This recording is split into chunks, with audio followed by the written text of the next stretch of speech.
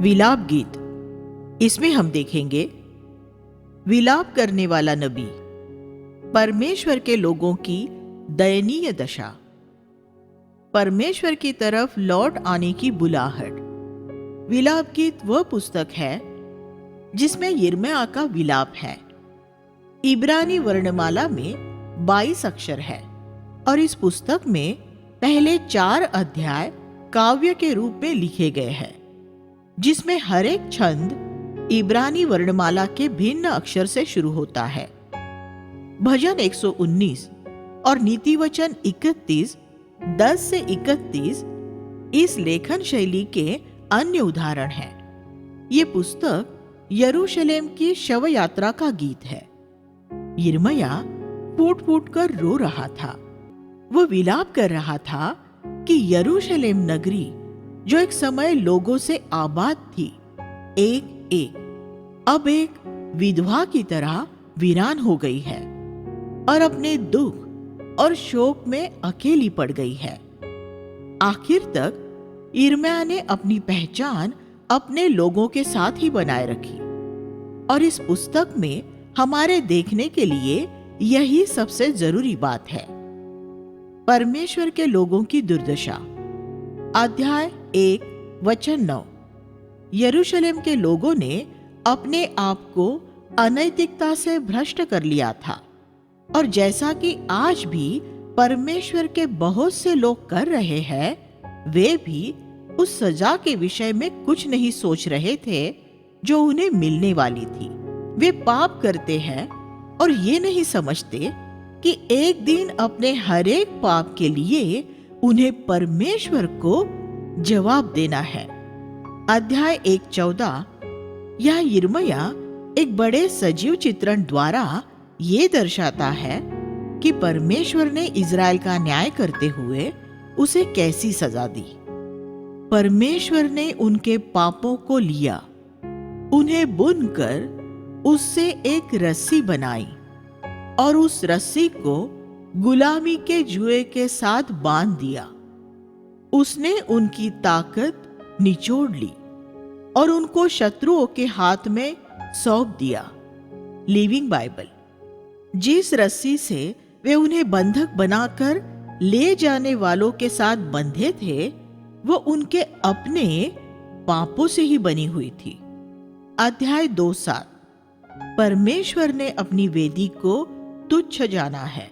वह अपने लोगों की झूठी आराधना को तुच्छ जानता है। उसने उन्हें शत्रु के हाथ में कर दिया है। जब छावनी में पाप पाया जाए और अगुवे स्वयं पाप में जीवन बिता रहे हो, तो प्रभु आज ऐसी मसीही कलीसियाओं में होने वाली झूठी आराधना को तुच्छ जानता है और इसलिए उसने ये अनुमति दे दी है कि शैतान उसके लोगों को बंधक बनाकर ले जाए। अध्याय 2:9। अब व्यवस्था नहीं रही। उसके नबी भी अब प्रभु से कोई दर्शन नहीं पाते। आज यही दशा मसीही जगत की भी है। अध्याय 2 11 और 12। यिर्मयाह कहता है कि वह इतना रोया है कि उससे अब और नहीं रोया जाता। मैं इतना रोया हूं कि अब मेरे आंसू भी सूख गए हैं। मेरा हृदय टूट गया है। छोटे बच्चे और दूध मुहे बच्चे सड़कों में पड़े मर रहे हैं। वे पुकारते हैं, माँ भूख लगी है, और फिर अपनी माताओं की छातियों पर मूर्छित होकर गिर जाते हैं। Living Bible. परमेश्वर के सेवकों को आज उन गरीब और भोले लोगों के लिए रोना चाहिए जिनका भ्रष्ट मसीही अगुओं द्वारा शोषण हो रहा है, और उन युवाओं के लिए भी जो अपने अगुओं के बुरे उदाहरणों की वजह से भटक रहे हैं। हमें मसीही जगत की दुर्दशा के खिलाफ खड़े होने की जरूरत है। अध्याय 2:14। तेरे नबियों ने तेरे लिए जो मूर्खतापूर्ण दर्शन देखे, वे जड़ मूल से ही झूठे हैं। उन्होंने तुझे तेरे पाप दिखाकर तुझे बंधुआई में ले जाए जाने से रोकने की कोशिश नहीं की। उन्होंने झूठ बोला है और ये कहा है कि सब कुछ ठीक है। Living Bible. जो कुछ आज बहुत सी कलीसियाओं में हो रहा है, ये उसका कितना सही विवरण है। अध्याय 2:19। इसलिए यिर्मयाह ने लोगों को उत्साहित किया, उठो, रात के प्रत्येक पहर में गला फाड़कर चिल्लाओ, अपने हृदय जल के समान प्रभु के सामने उंडेल दो, अपने हाथ उसकी ओर फैलाओ, अपने बच्चों के लिए याचना करो। ये आज हमारे लिए भी एक उत्साहजनक शब्द है। अध्याय 3:22 और 23। परमेश्वर की करुणा कभी नहीं रुकती, उसकी दया हर सुबह नहीं होती है, उसकी विश्वास योग्यता महान है। ये वाक्यांश उसकी दया हर सुबह नहीं होती है, इसका अर्थ यही है कि अगर हमने अपने पिछले पापों का अंगीकार करके उनसे मन फिरा लिया है, तो हर सुबह परमेश्वर हमारी तरफ ऐसे देखता है मानो हमने पहले कभी कोई पाप ही नहीं किया है। वह हमारे पापों को फिर याद नहीं करता। इस वजह से ही वह प्रतिदिन हम पर नई दया दृष्टि कर सकता है। हमें भी दूसरों को ऐसे ही क्षमा करना चाहिए जैसे परमेश्वर ने हमें क्षमा किया है, और उनकी पिछली बातों को याद न करते हुए उनकी तरफ नई दया से देखना चाहिए। अध्याय 3:27 से 33 सभी युवाओं के लिए एक अच्छा शब्द है। जब आप जवान हो तो अपने आप को अनुशासन के जुए के अधीन कर दे। जो अधिकारी परमेश्वर ने आपके ऊपर नियुक्त किए हैं, उनके आगे नम्र और दीन हो, अपना मुंह धूल में रखे, तब आपके लिए कुछ आशा होगी। जब लोग आपको मारे तो अपना दूसरा गाल भी उनकी ओर फेर दे। यीशु के बोलने से पहले ये यिर्मयाह ने बोला था, क्योंकि प्रभु चाहे दुख दे, फिर भी वही करुणा भी करता है। मन फिराकर परमेश्वर की ओर लौटने का आह्वान।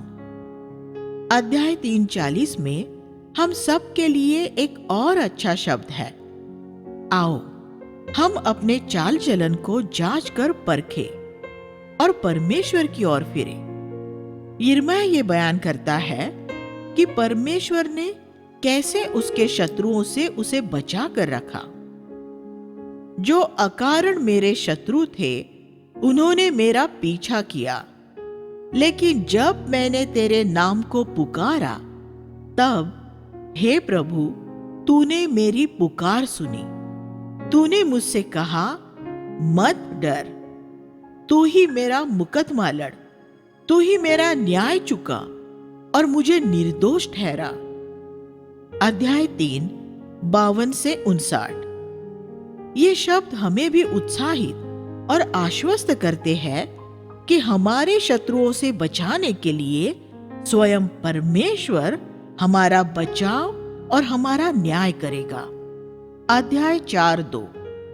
परमेश्वर के बच्चे जिनका मूल्य सोने के तुल्य था, अब मिट्टी के पात्रों जैसे हो गए थे। अध्याय 5:21। हे परमेश्वर, हमें अपनी तरफ फेर ला, जैसे हम प्राचीन समयों में थे, हमें फिर से वैसा ही कर दे। यिर्मयाह ऐसा व्यक्ति नहीं था जिसने सिर्फ लोगों के बीच में प्रचार ही किया था, बल्कि उसके हृदय में उनके भटक जाने के प्रति गहरी पीड़ा भी थी। हमारे लिए ये आसान होता है कि हम उठकर अपने प्रचारों में लोगों की आलोचना करने लगे, लेकिन यिर्मयाह के एक महान नबी होने की वजह उसका गुप्त में उनके लिए रोना, उनकी चिंता करना और उनका बोझ उठाना था।